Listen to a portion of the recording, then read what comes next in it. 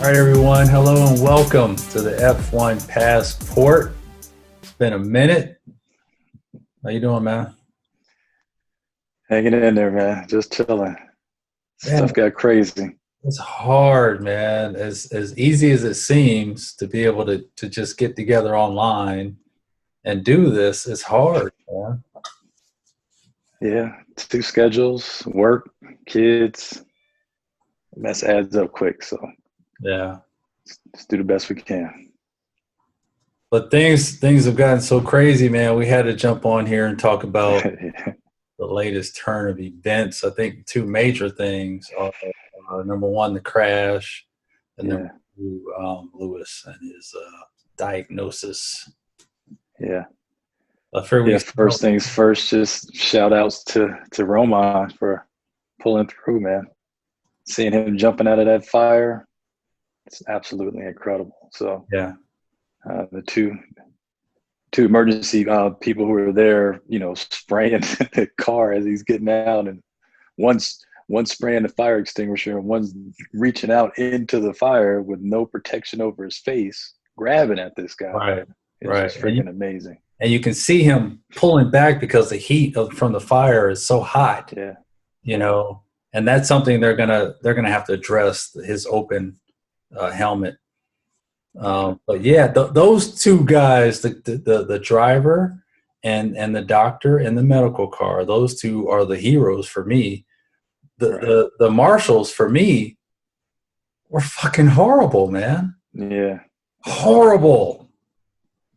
And everybody's I understand everybody's on, we're all so relieved that Roman is fine, and everyone's got rose colored glasses on. We can only see the positives, but there's no praise to be heaped upon the marshals, in my opinion. They were unacceptable, in my opinion. I mean, yeah.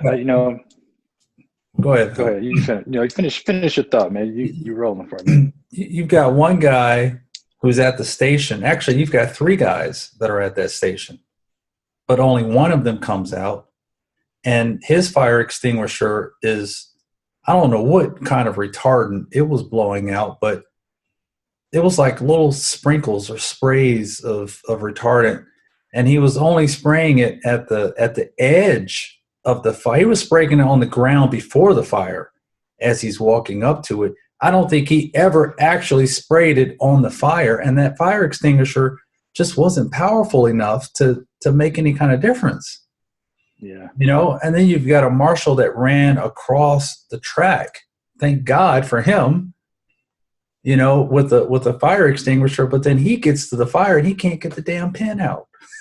yeah, yeah, The doctor in the car has to come out and help him get the fucking pin out. But that fire extinguisher, once they got it operating properly, that one pushed the wall of fire back away yeah. from Grosjean and allowed for his escape. Yeah, I'm not sure how much of that is how well their training is for the people who do that. I'm not sure if they are paid professionals, They're not. and yeah, and so that needs to be changed as well.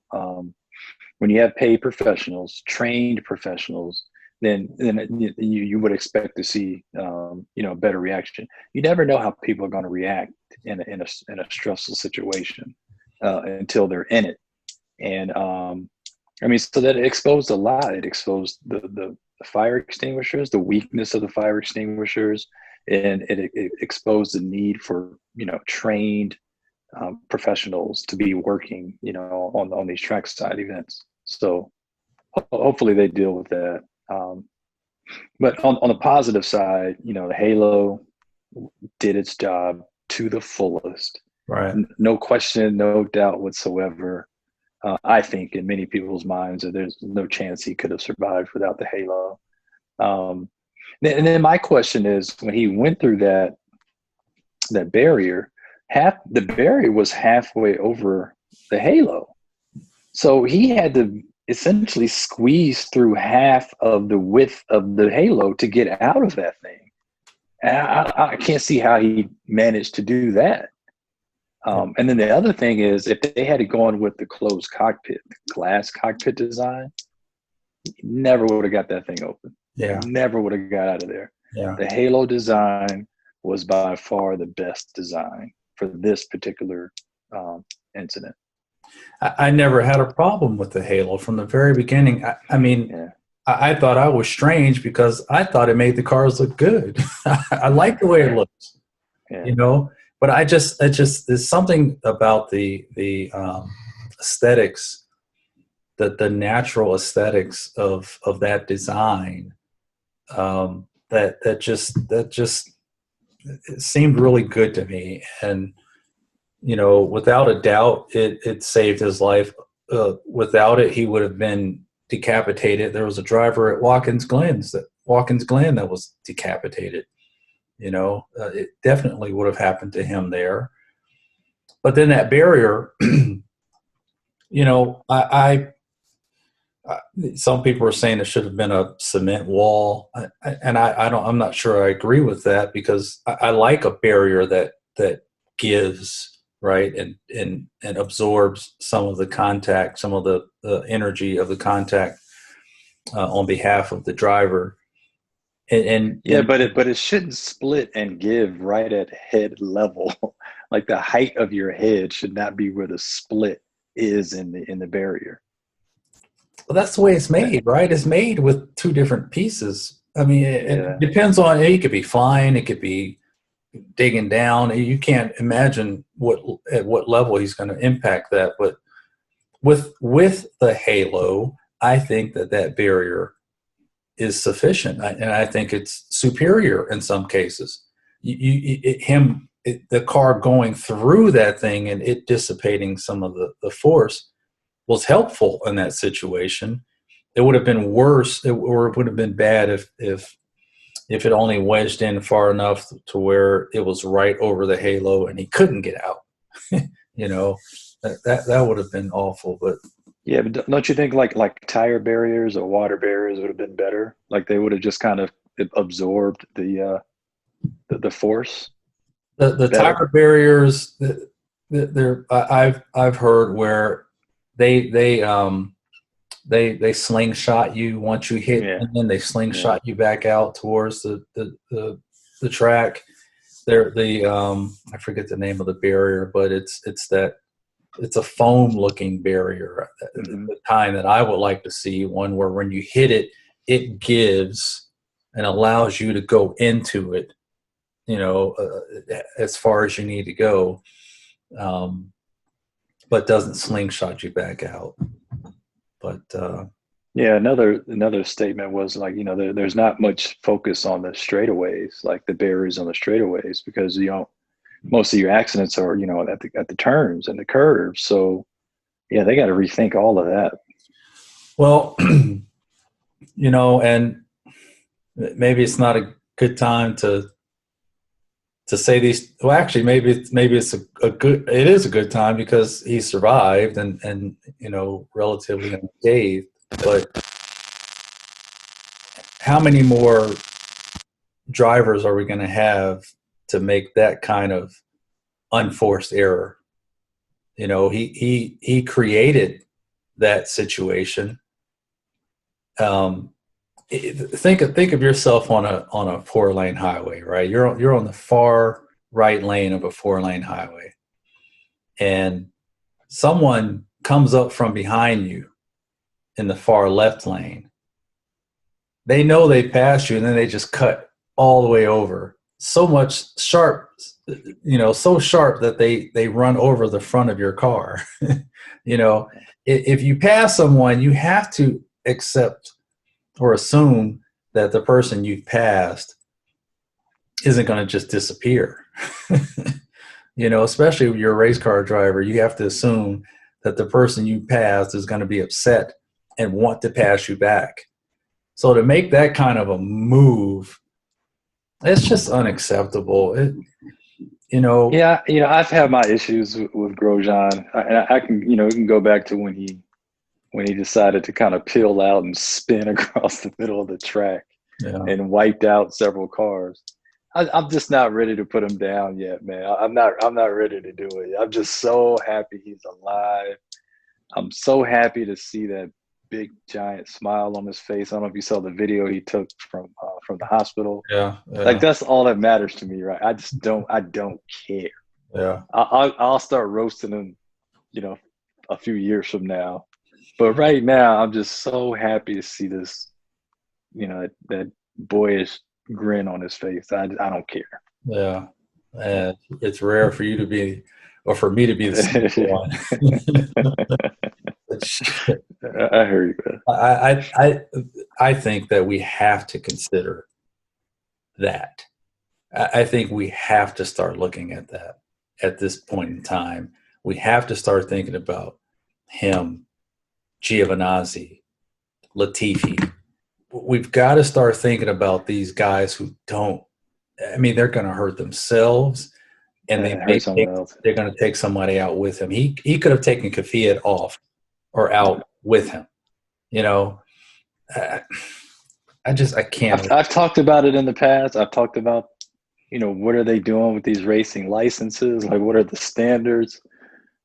Does it really mean anything? Because you have drivers out there that are kind of ruining the races, you know, red flagging races by making, you know, unforced errors and stuff like that. So I definitely get it. I'm with you on that. I'm just not ready to talk about my boy Grosjean Rogro yet. All right, so I'm not ready yet. I have to mention that you know, we've started watching the races with this meetup group, right? Mm-hmm. Phenomenal group of people, and for us American fans who are on this American island, this Formula One American island, where we don't have anyone, we have to watch races at home by ourselves.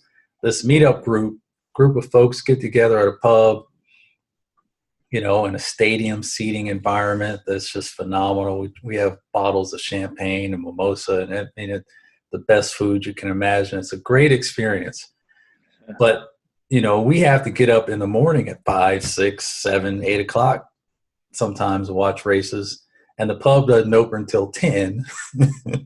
So I've decided that I'm not, you know, I enjoy watching the race with the group as it's happening. I don't want to watch it before and then get there and watch it again. I want to see it as it's happening. So I cut off my phone, I cut off the TV, I started working on some homework, and I know the race is going on. I'm sitting there chilling, and I get a text, and I'm like, man, I'm not answering that damn text.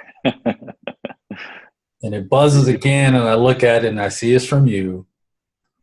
So I said, shit. All right. I open it up, and you say, are you watching the start of the race? And I'm thinking, he knows I'm not watching the start of the fucking race. Why is he even texting me that? Right. And then your next, I reply back and say, no, I'm waiting for the pub. And you reply back and say, turn it on now. And my heart falls into my fucking stomach. I'm like, oh God, I know. And as people of color, you know, we've had to see Malcolm X be assassinated, you know, attempting to achieve greatness.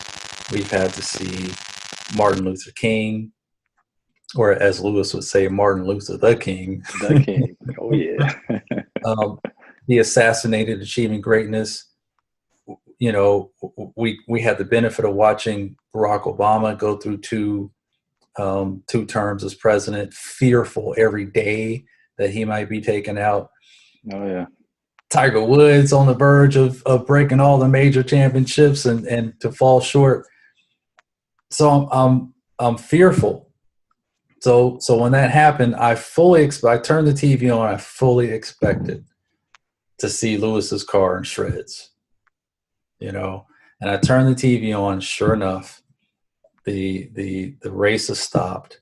The announcers are talking in a subdued tone about an incident, and they're not showing anything yet because they haven't confirmed that Grosjean is fine.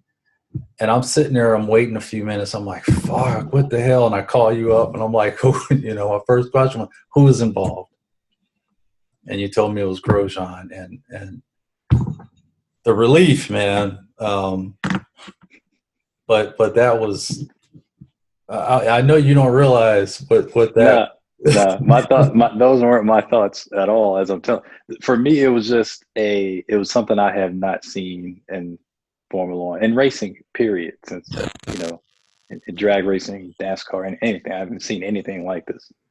And it was just shocking and jaw dropping for me. And so my message to you was turn it on. Like don't wait till you get to the group. Like this is something you need to watch right now.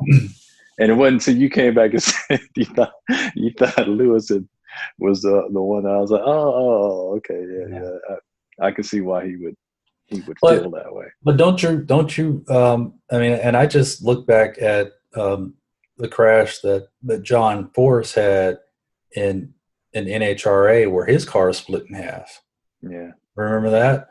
Where his car split in half and the front part of the car, because these guys are doing 300 miles an hour, it hit that barrier and kept going, sliding down the doggone track, and the camera's following that, thinking John Force is in that part of the car. And then it sees it come to a stop and doesn't see him, and then it pans back, and we see him in the back half of the car. Yeah, with his legs dangling out, exposed as he's tumbling down the track. So I think for a lot of viewers, a lot of Formula One fans, seeing the car in half really shocked them.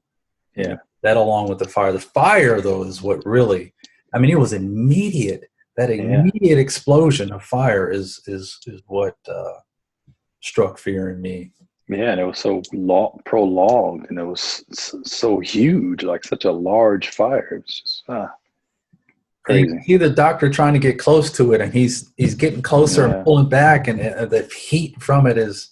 And then when Grosjean gets out, and he's waving his hands because they're oh god, awful. Yeah. All right. So I've watched a lot of YouTube videos on the crash and how it happened. I've got some images I'm going to post up that shows the inept response from some of the marshals. I know everyone wants to heap praise and everyone's being positive about the whole situation, but the first two marshals that showed up, the first guy in particular was awful, and then he's got two guys in the shed behind him who never came out. What the hell were they doing? Are there no other fire extinguishers for them to get? And if so, why the hell not? But like you said, you never know how people are going to respond until the situation is upon them.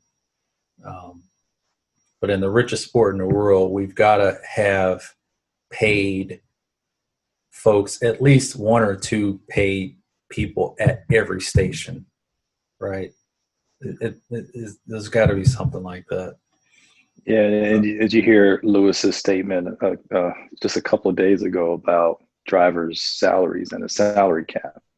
Right. And he just made this point before the accident, like this, we as drivers, they put their lives on the line, and there should be a limit. There shouldn't be a cap on that, depending on what you're bringing to the race, bringing to the sport. The drivers are the faces of the sport. They bring the fans to the stadium and watching on TV, and they're putting their lives on the line, and just it just falls right in line with this accident and this situation. Like there's no dollar value you can put on these people's lives. All right.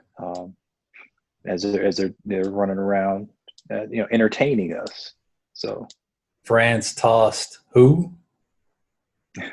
Who was France tossed? I don't know. Do you know? I don't have no idea who that dude is. Right. But yeah, that smacks his little statement directly. $1 billion sport, and you got billionaires complaining about maxing out the salaries that the drivers can make. That's just a slap in the face, if you ask me. Yeah.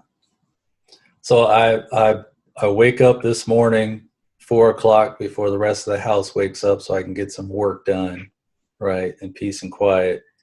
And as soon as I wake up, I get a message that says it only says that Lewis isn't going to race in the next Bahrain race, right? Doesn't say why.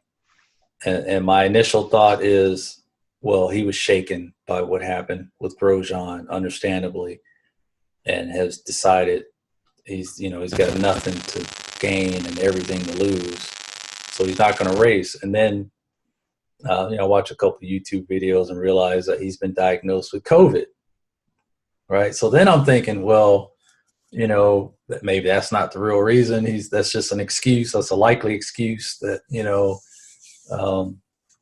and then the sun comes out, the morning dew burns off. I take the tinfoil hat off and I just accept the fact that he hung out with some folks after winning the championship. And, yeah, he let his guard down a little bit, yeah. Right. But then the conspiracy theory virus continues on, and I'm like, so who the hell was he with? Is it Angela, his manager, Roscoe? Are either one of them sick? Is it his father, his mother, his brother, his sister? Some kind of lover somewhere that he's keeping secret. But yeah, a lot of things went through my mind when I heard that, but I'm glad he's not going to be racing for a couple of reasons. Well, I take all conspiracy theories out and just accept the fact that he won the championship. He relaxed a little bit. And he had done such a good job of keeping himself isolated. And it's got to be tough, man. I mean, it's tough on us sitting in our homes, watching the same, scenery every day, Groundhog Day. They're more isolated than we could, imagine. I would assume. So I just, we talked about it early on in the season about how, he needs to build up points, to build up a cushion. I called it the COVID cushion. He definitely was going to need it. And I'm just happy that he was able to wrap it up ahead of time before this happened. I'm not happy that he has COVID though, because we just automatically assume that, being young and healthy, you're going to be fine. We can't make that assumption. Right. He's gonna have to take care of himself and pull through this, and racing is not important. So I wouldn't be surprised if he took the last two races off altogether just to focus on his health from that standpoint. But I'm excited to see what somebody else is going to do in this freaking car. Yeah. Because I've been feeling for a while like that if you took Lewis out of the equation, you got all these people talking about, is it the car, is it the driver, and all this BS. You took Lewis out of that car, that Mercedes team would be an above average team. And that's it. Right. They would get, just look at where Valtteri has been the last couple of races. If Lewis weren't in that team, that'd be damn near every race where you'd have Max pimp smacking him off the line, yep. Beating him in qualifying. You have other drivers, manhandling that Mercedes and making it look like just simply an above average car. Right. It's the Lewis aspect that makes it an untouchable car. And maybe some of the haters will appreciate that after this. So like you're saying, I'm not looking forward to a colorless race, right? But I am looking forward to seeing how Mercedes performs without him. Some people, a lot of people just hate him, man. They hate him for his style, his stilo, the way he looks, the way he talks, the way he dresses. But you see, that's why I've always loved Floyd Mayweather, because people are going to hate you just because you're good. And when you're that good that you can talk that much trash and don't give a damn, like that, I love that. And I get tired of people in those positions feeling like they have to apologize for their greatness. He doesn't have to apologize that Bottas can't get close to him. He doesn't have to apologize that Red Bull and Ferrari haven't known how to catch up to them over the last 5-6 years. That's not his fault. Just whoop their asses and be happy about it. He has a right to be happy about it. But as I go back to previous fallen leaders, I think a lot of us still have that fear of being unapologetic and being, brass and sassy about dominating the richest sport in the world. Yeah. I don't know.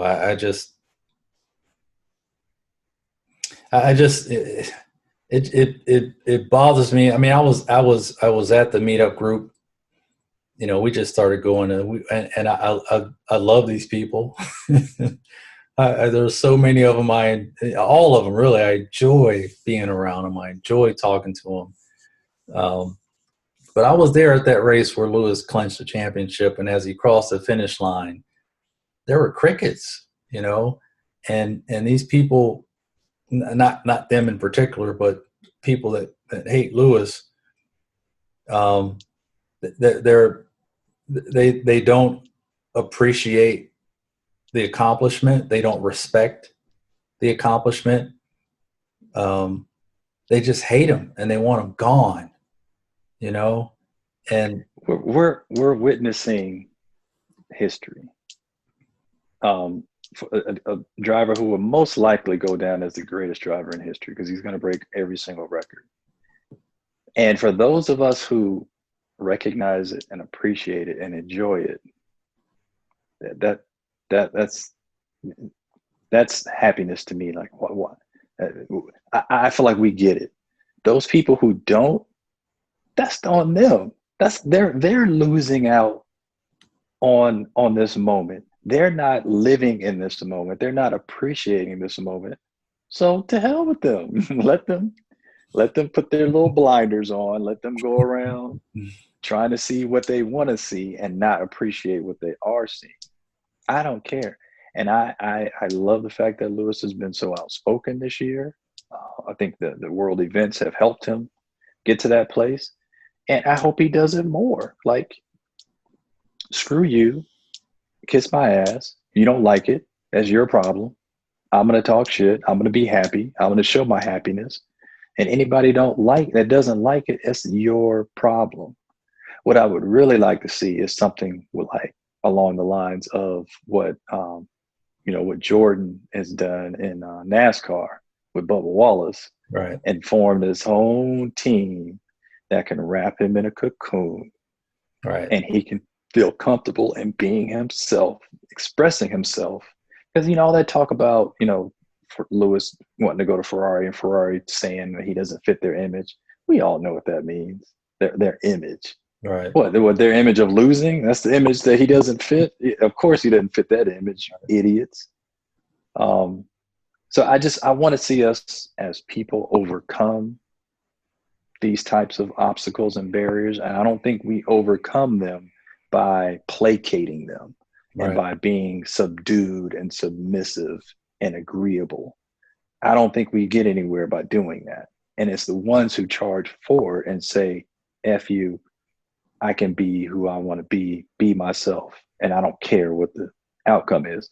I mean, our boy from Uppity, I can't think of his doggone name. Tibbs. Yeah, Tibbs.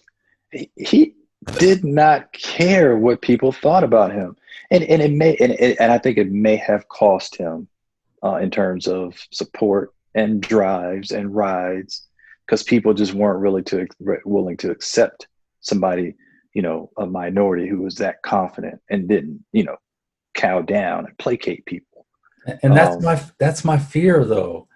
I Yeah, but we need appreciate more Willie Tubbs. We need more people willing to do that for us to go to the point where we never have to do it again. those people get their necks chopped off. Literally, they get their necks chopped off. And maybe we're at a point in time. Obama didn't get his chopped off yet.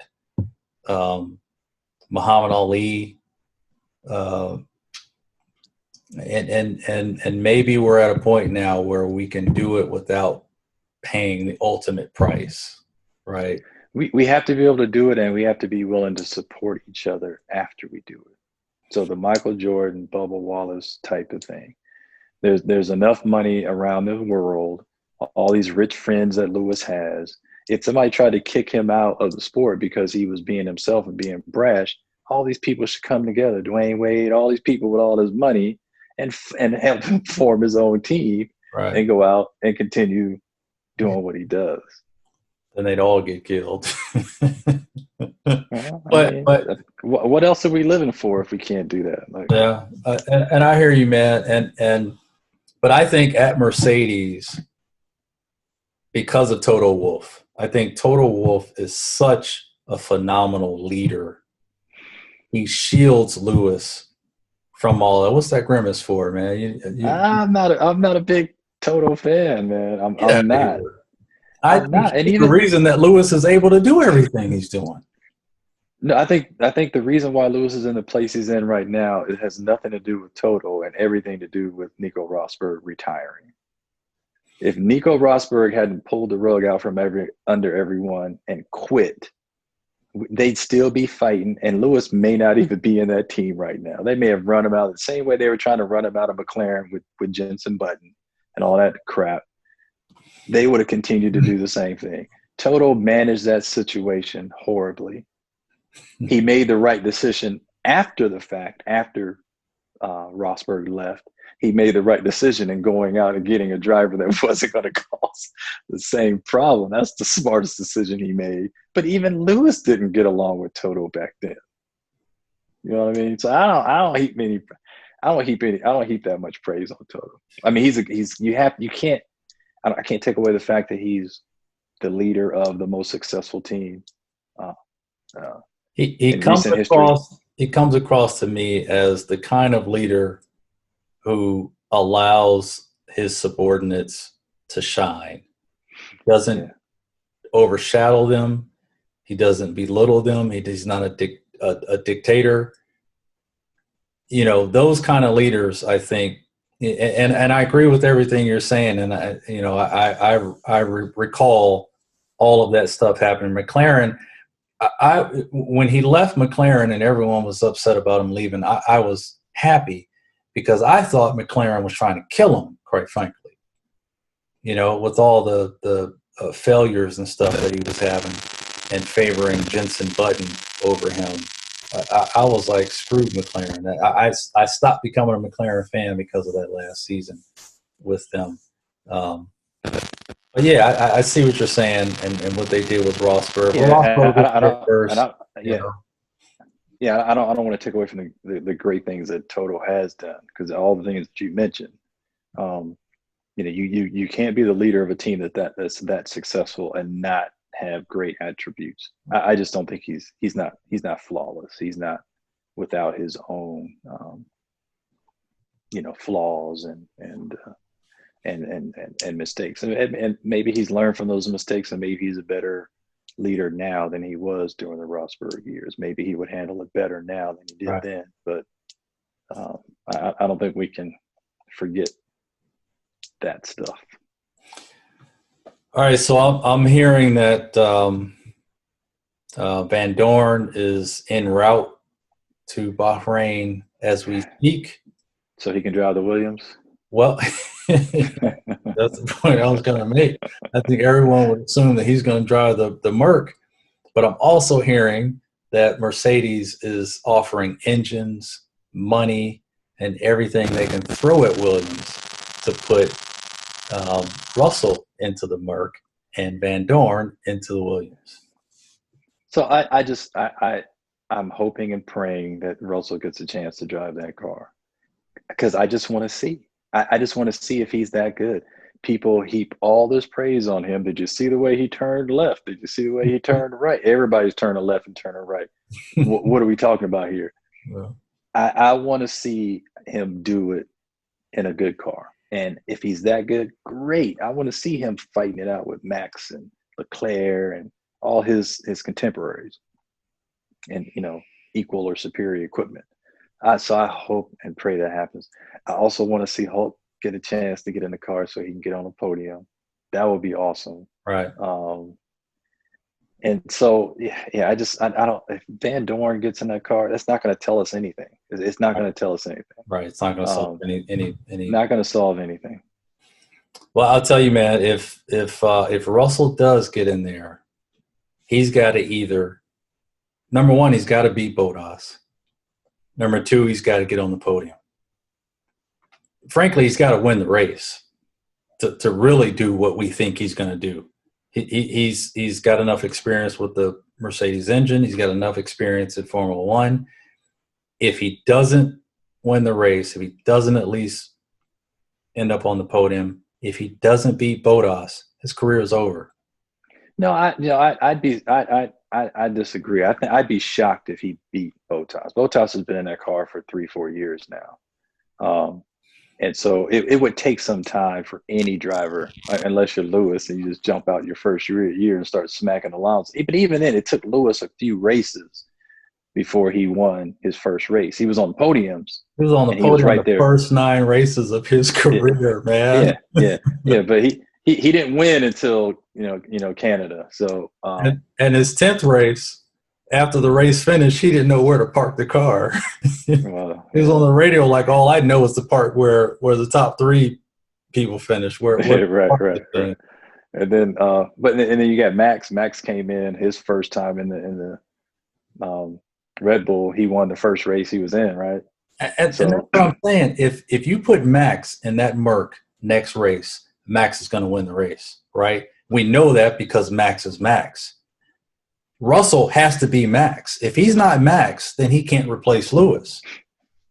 So yeah, good for me for Russell would be just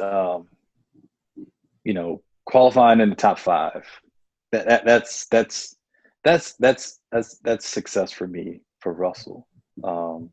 Not stinking it up, not doing an Albon where you're on the soft tire, your teammates on the harder tire, and you're still 5 or 6 places behind him. That doesn't do it for me. I'm looking for lightning in a bottle. Yeah. I'm looking for lightning in a bottle. I'm not looking for. I would be blown away if he did that because it's so rare. It's so rare. You see Lewis and you see Max do it. I don't know how many other drivers have come in right off the bat and just killed it. Ricardo did it when he got into Red Bull. He just started smacking Vettel around. But that to me is a sign of a great driver when you just jump in and boom, you go. So I have a lower bar for Russell. I'm not assuming he's great. I'm assuming he's in the pack of those Ocons and who's the McLaren driver, Norris. I'm assuming he's somewhere in that bag where they're above average, but they're not great. If he comes out, he wins the race, he beats Bottas, that immediately for me will put him in the Max Lewis stratosphere. But I don't expect it to happen. So I'm going to be more surprised if it does than if it doesn't. All right. I guess we'll see what happens, man. Yeah, man. Anxious to see the announcement. Oh yeah. And I'm excited, man. Yeah. Miss Lewis, wish him all the best. Get better, get well soon. But shit, man, that's all I got. All right. Yeah. All right, everybody. Thanks for watching. Peace out. Let's catch you next time. All right. Deuces.